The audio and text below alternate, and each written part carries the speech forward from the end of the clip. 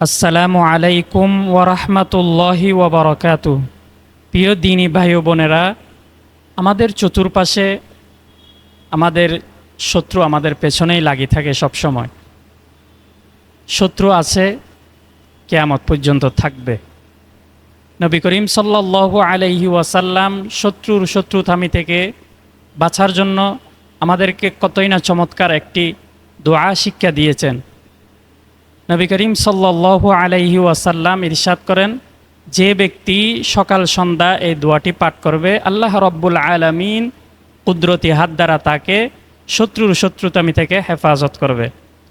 কতই না চমৎকার এই দোয়াটি। আল্লাহুম্মা ইন্না নাজআলুকা ফি নুহুরিহিম ওয়া নাউযু বিকা মিন শুরুরিহিম। এই দোয়াটি যে সকাল সন্ধ্যা পাঠ করবে, রব্বুল আলামিন তাকে শত্রুদের হাত থেকে হেফাজত করবেন।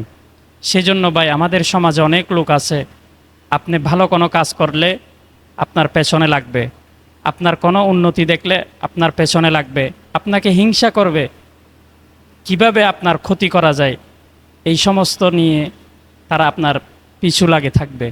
সেজন্য নবী করিম সাল্লাল্লাহু আলাইহি ওয়াসাল্লামের এই ছোট আমলগুলা যদি আমরা প্রতিনিয়ত করতে পারি, আল্লাহ রব্বুল আলামিন আমাদেরকে শত্রুর শত্রুতামি থেকে, হাসাদের হাসুদি থেকে, জালেমের জুলুম থেকে হেফাজত করবেন। প্রিয় ভাইরা, চলুন আমরা নবীর এই ছোট্ট আমলগুলা বেশি বেশি করার তৌফিক দান করেন। সকলে বলি আমিন। ওয়া আখিরু দাওয়ানা আনিল হামদুলিল্লাহি রব্বিল আলামিন। আসসালামু আলাইকুম ওয়া রাহমাতুল্লাহি ওয়া বারাকাতুহু।